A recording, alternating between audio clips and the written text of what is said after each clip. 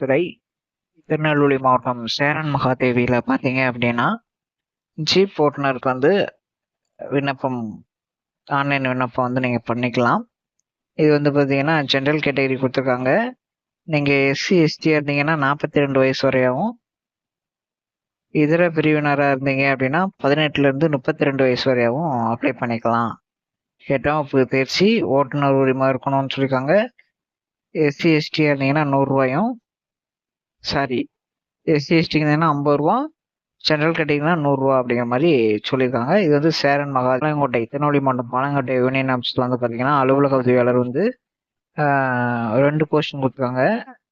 நீங்கள் எஸ்சி எஸ்டியாக இருந்தீங்கன்னா 18லேருந்து 37 வயசு வரையாகவும், ஜென்ரல் கேட்டகரி இதர பிரிவினராக இருந்தீங்கன்னா 18லேருந்து 32 வயசு வரையும் சொல்லியிருக்காங்க. ஒன்று வந்து பொது முன்னுரிமை பெற்றவர், இன்னொன்று பார்த்தீங்கன்னா எஸ்சிஏ ஆதரவற்ற விதவை அப்படிங்கிற மாதிரி கேட்டகரியில் கொடுத்துருக்காங்க. 8ஆம் ப்ளஸ் குவாலிஃபிகேஷன் ப்ளஸ் சைக்கிள் ஓட்ட தெரிஞ்சிருக்கணும் அப்படிங்கிற மாதிரி சொல்லியிருக்காங்க.